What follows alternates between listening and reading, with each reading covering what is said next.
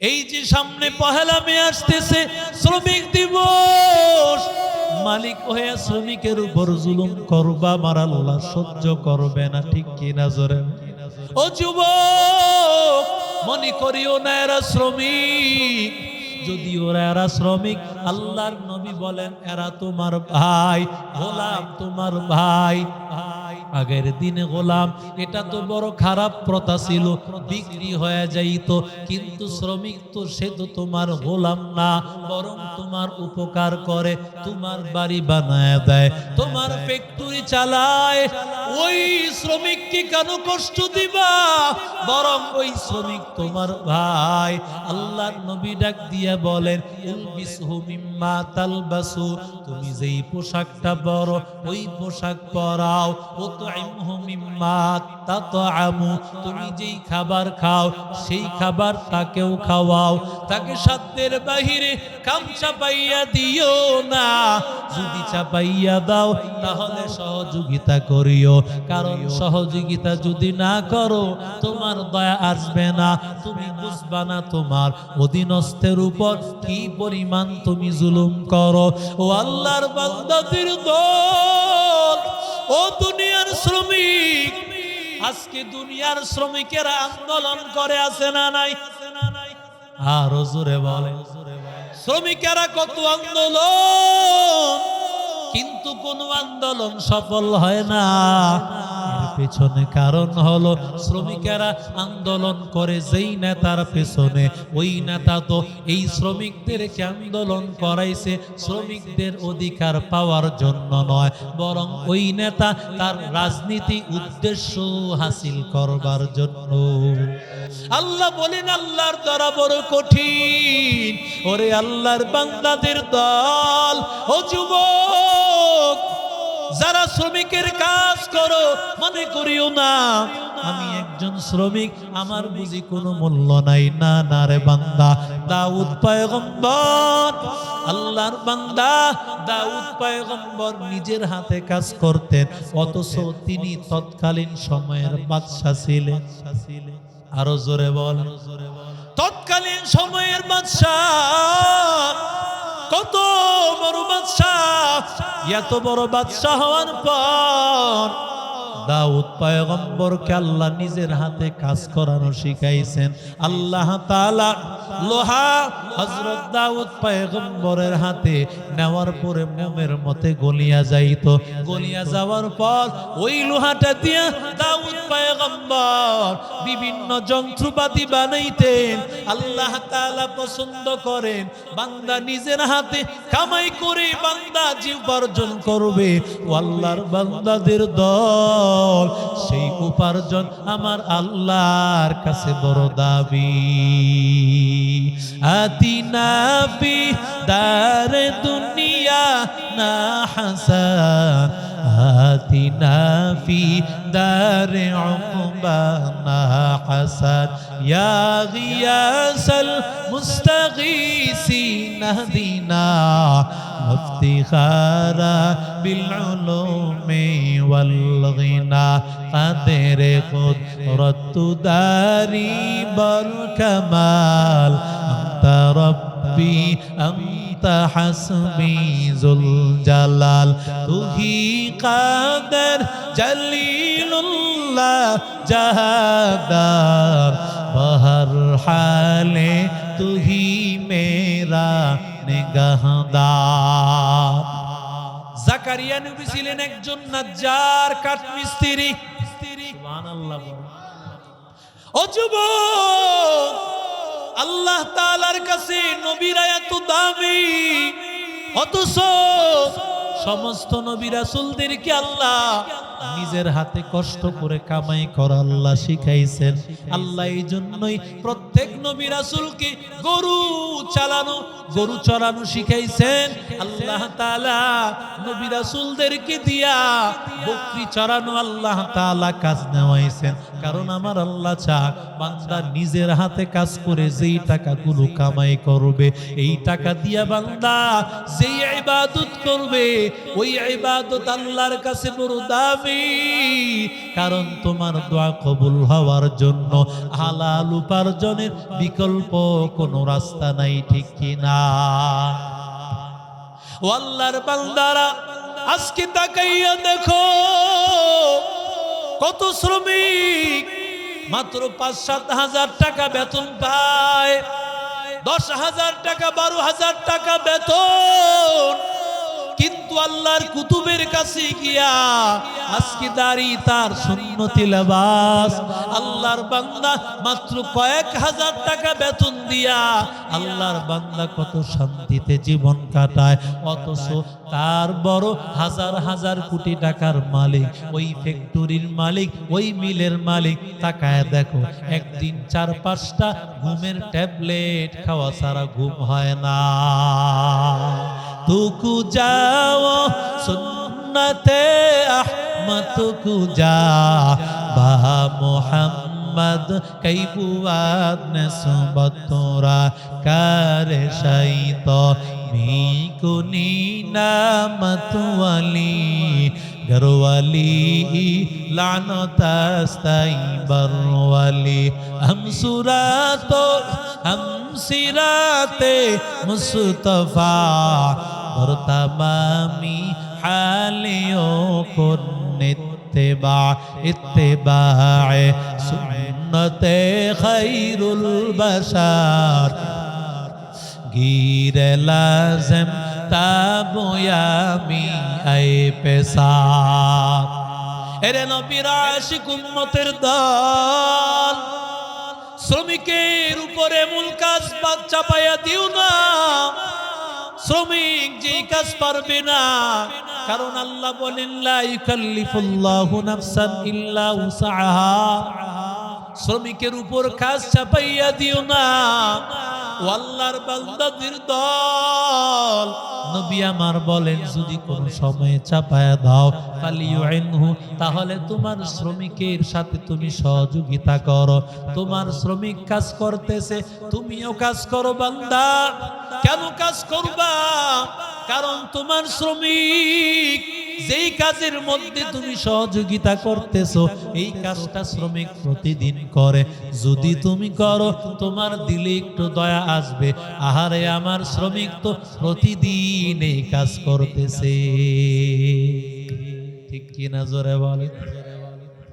ও আল্লাহর বান্দারা, ও যুবক, কত মালিক তাকাইয়া দেখো, শীতের দিন নিজে সোফার মধ্যে আরামে বসিয়া আল্লাহর বান্দা হয়তোবা টেলিভিশন দেখতেছে, কিন্তু আল্লাহর বান্দার ঘরে ছোট মেয়েটা শ্রমিক, ছোট মেয়েটা কাজ করতেছে, কিন্তু মেয়েটা ফ্লোরের মধ্যে শুয়ে আছে, ফ্লোরের মধ্যে বসে আছে।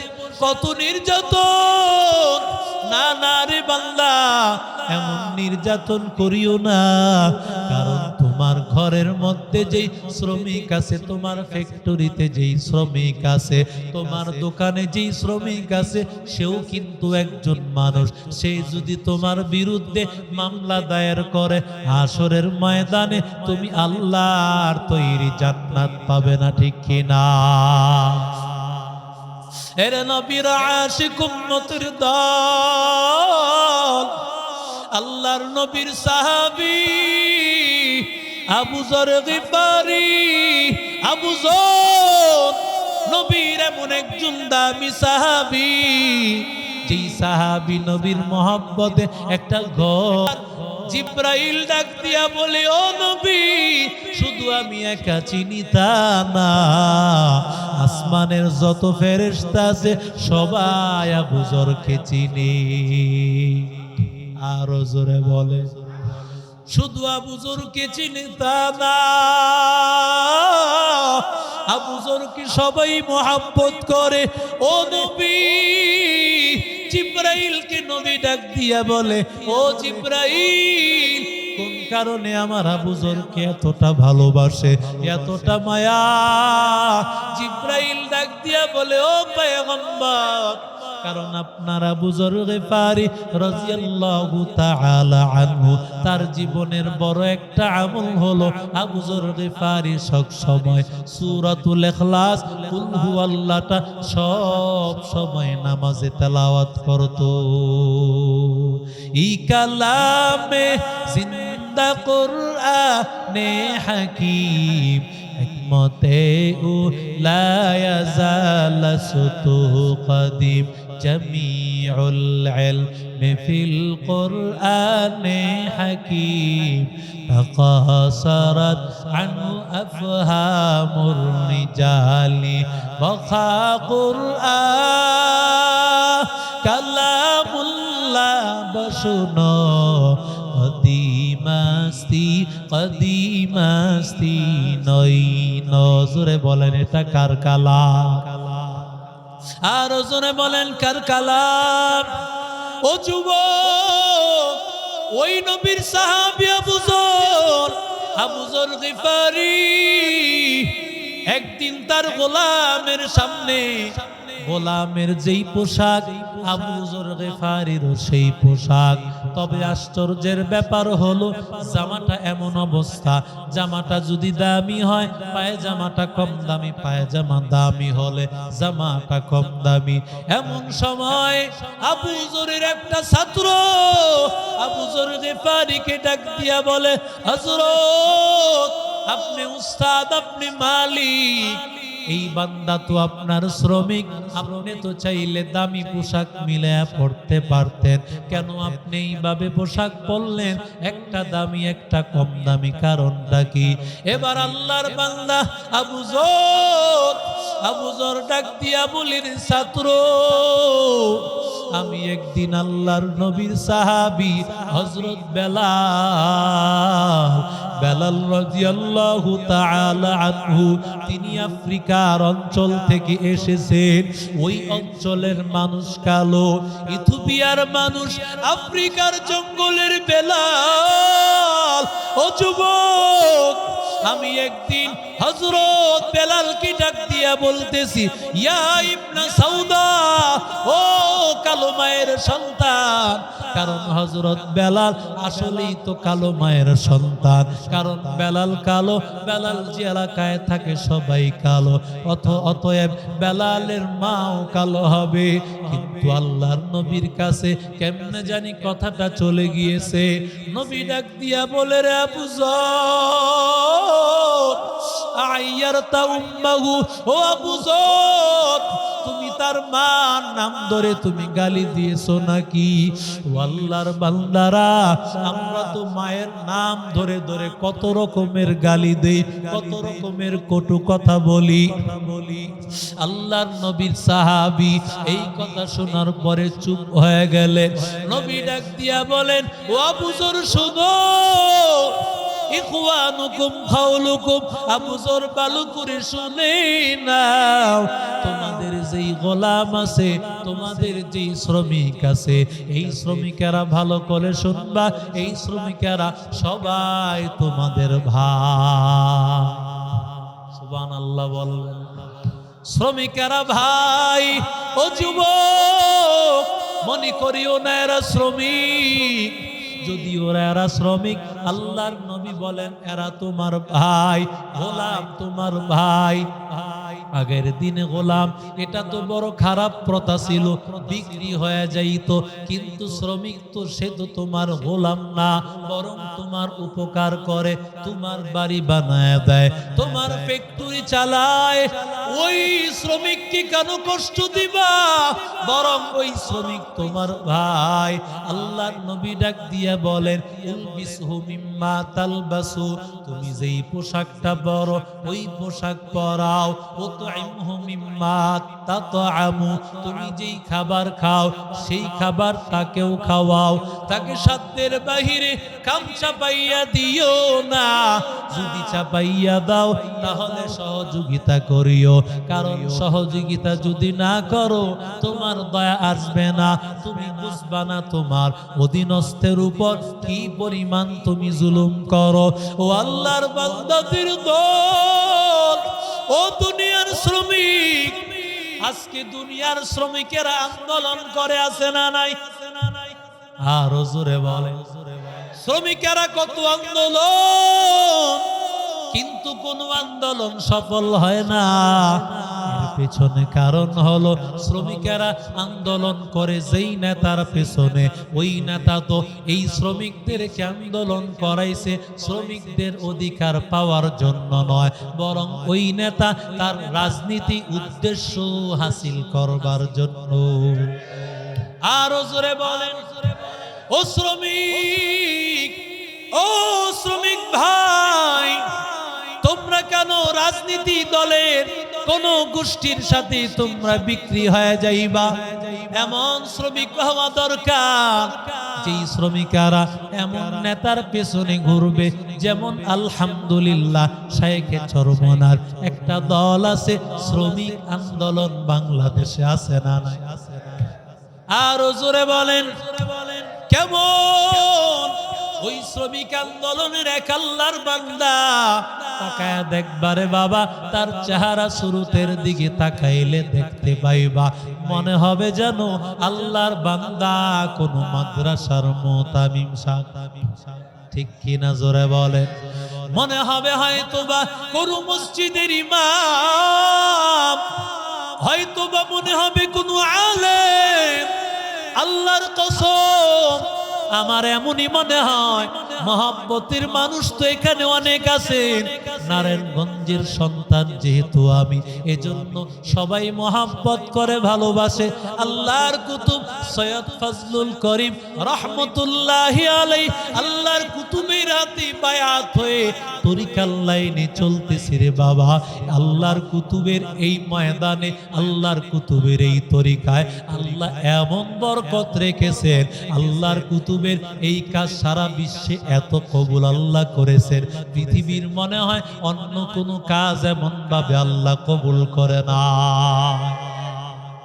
দাওয়াত তাবলীগ আর চরমনের কুতুব, আল্লাহর কুতুবের মাধ্যমে আল্লাহ তাআলা শ্রমিকের আন্দোলন কেন দুনিয়ার মানুষ আন্দোলন করে সফল হয় না? একমাত্র কারণ হলো যেই নেতার পেছনে ঘুরে ওই নেতা ঠিক মতো নামাজ পড়ে না। আরো জোরে বলেন, আজকে তুমি 2 কাপ চার বিনিময়ে বিক্রি হয়ে গেছো, 500 টাকার বিনিময়ে বিক্রি হয়ে গেছো। আল্লাহর বান্দাদের দল, তোমার ঈমান কি এত সস্তা? তোমার ঈমান এত সস্তা না রে বাবা, তোমার ঈমান বড় দামি, বড় দামি। যদি তোমার নেতা এমন হইতো, আল্লাহর কুতুবের মতো এমন নেতা হইতো, এমন নেতার পেছনে ঘুরতা। আল্লাহর বান্দা, এই যে ফজলুল করিম, এই মাদ্রাসার মতো, এই মাদ্রাসার মুতামিম সাহেব আল্লামা ইব্রাহিম সাহেব দামাত বারাকাতুহুমুল আলিয়া, আল্লাহর বান্দাকে আল্লাহ কবুল করেছেন। এমন একজন আল্লাহর বান্দা তোমার এলাকার ইমাম সাহেব, তোমার এলাকার আলেম। ও শ্রমিক ভাই, তুমি যদি ওই আলেমের পেছনে ঘুরতা, ওই আলেমের পেছনে বান্দা আলেমের পেছনে ঘুরতে পারতা, আলেমকে তোমার সিলাসিপা সালার বানাইতা, আল্লাহর জাতের কসম এই দুনিয়ার জমিনে, বাংলার জমিনে শ্রমিকেরা আন্দোলন করত, দাবি জানাইতো, দাবি জানাইতে দেরি হইতো, সেই দাবি কবুল হইতে দেরি হইতো না। ও আল্লাহর বান্দাদের দল, দুনিয়ার মানুষ সবাই শ্রমিক, আল্লাহর শ্রমিক। জোরে বলেন, কার শ্রমিক? কার শ্রমিক? আরো জোরে বলেন, কার শ্রমিক? আমাদের মালিক আমার আল্লাহ, আমাদের মালিক আমার আল্লাহ। ও আল্লাহর বান্দাদের দল, আল্লাহ তাআলা বলে, বান্দা আমি আল্লাহ তাআলা তোমাদেরকে দিব যদি আমি আল্লাহকে রাজি করাইতে পারো। আমি আল্লাহর মহব্বত করিয়া, আমি আল্লাহরে রাজি করাইয়া অন্ধকার কবরে আসতে পারো, আমি আল্লাহ ওয়াদা করলাম, আমি আল্লাহ তাআলা কবরে বলবো না, হাসরে বলবো না, মিজানে বলবো না, ফুলসিরাতে বলবো না, আমি আল্লাহ নিজের হাতে কুদরতি হাতে ধরে জান্নাতে পৌঁছায় দিব। ও আল্লাহর বান্দাদের দল, শ্রমিকদের কথা বলতে গিয়া আমার ওই মিরপুর মাদ্রাসার একটা কথা বারবার মনে পড়ে যায়। আমাদের বড় একজন আলেম, বড় একজন আলেম, বয়ানের ময়দানে উজ্জ্বল নক্ষত্র, আল্লাহর বান্দা রাতের বেলায় মাদ্রাসায় গিয়ে হাজির। রাত্র 2টা-3টা বেজে গিয়েছে, আল্লাহর বান্দা তাকা দেখতে পায় মাদ্রাসার আর একটা ছাত্র সরহে বেকায়া জামাত, এটা মাদ্রাসার কিতাব বিভাগের একবারে শেষের দিকে একটা জামাত। এই জামাতের একটা ছাত্র গভীর রাতে সেও হুজুরের সাথে গেট দিয়ে ঢুকতেছে। হুজুর বড় অবাক হয়ে গেলেন, এত রাত্রে ছাত্রটা কিভাবে বের হইল, কিভাবে কোথা থেকে বের হইল, কার কাছ থেকে অনুমতি নিয়ে বের হইল, কোথায় গেল ছাত্র? আল্লাহর বান্দা সকালবেলা যখন হয়ে গেল, আল্লাহর বান্দা ওই ছাত্রটাকে ডাকায় আল্লাহর বান্দা ডাক দিয়া বলে, ও ছাত্র, এত রাত্রে বেলা তুমি কার কাছ থেকে অনুমতি নিয়ে গিয়েছো, কোথায় গিয়েছো, কি করেছো আমাকে বলো। আল্লাহর বান্দা ডাক দিয়া বলে, ও আল্লাহর বান্দা,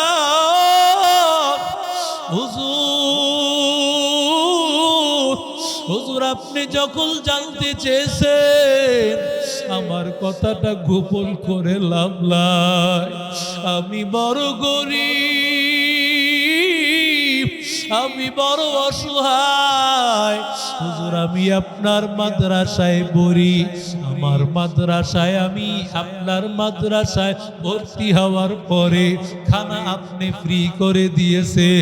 এই মাদ্রাসায় তাকায়া দেখবা কত অসহায় ছাত্র পড়ে।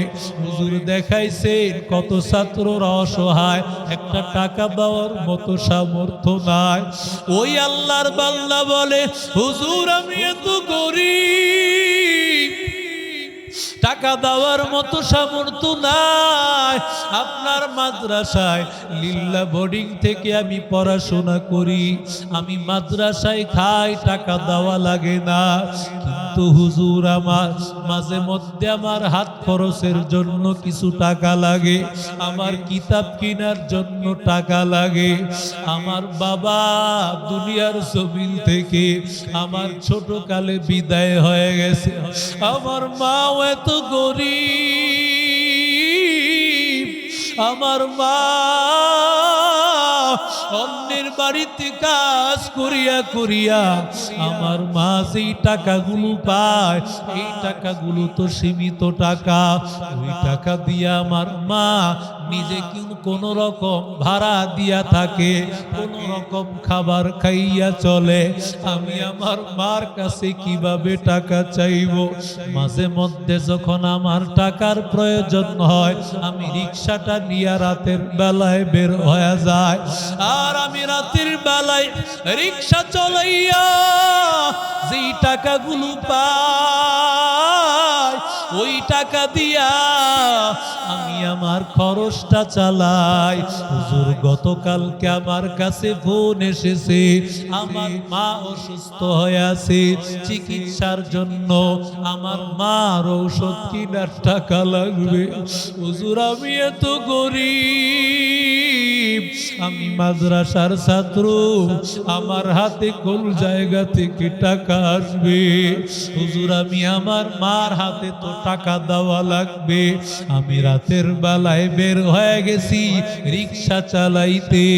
ও আল্লাহর বান্দারা, গত কয়েকদিন আগে আপনারা একটা ভিডিও দেখেছে, এক ছাত্র ভাই রিক্সা চালাইতেছে, আল্লাহর বান্দা ডাক দিয়া বলে, হুজুর হুজুর আমি মিরপুর ওই গাবতুলি এলাকায় রাতের বেলায় বের হয়ে গেছি, কারণ সকাল হয়ে গেলে আমার মার ঔষধের টাকা পাঠানো লাগবে। আমি রাতের বেলায় আমি রিক্সা চলাইয়া 400 টাকা আমি ইনকাম করেছি। এই টাকা আমি সকালবেলা আমি পাঠাইয়া দিব, আমার মা ঔষধ কিনবে। ও আল্লাহর বান্দাদের দল, ও চর সৈয়দপুরের মুসলমান, ও আমার নারায়ণগঞ্জের মুসলমান ভাই, দুনিয়া কিছুই না রে বাবা, তুমিও থাকবা না আমিও থাকবো না। এই দুনিয়ায় বাড়িওয়ালাও থাকবে না, ভাড়াটিয়াও থাকবে না, মালিকও থাকবে না, শ্রমিক থাকবে না, সবাই দুনিয়া থেকে বিদায় হয়ে যাবে। কিন্তু আল্লাহর কসম, যেই বান্দারা আল্লাহর কোরআন ও কোরআনের সাথে কোরআনওয়ালার সাথে মহব্বতটা লাগাইয়া আল্লাহর কাজ করে যেতে পারবে, নবী আমার ডাক দিয়া বলেন ওই কোরআনওয়ালার সাথে যারা মহব্বত করবে আমি আল্লাহ মরণেও ভুলবো না, কবরেও ভুলবো না, হাসরেও ভুলবো না। আমি আল্লাহ তাআলা কোরআনওয়ালার সাথে জান্নাত দিয়ে দিব। ও আল্লাহর বান্দারা, কিছু আল্লাহর বান্দা বলো হুজুর আমি এই মাদ্রাসার জন্য, এই মাদ্রাসার বোর্ডিং এর জন্য আমি হুজুর এই মাদ্রাসার বোর্ডিং এর জন্য 2টা বস্তা চাল দিব। আমি আল্লাহর নবীর এই মেহমানদের জন্য আমি 3টা বস্তা চাল দিব।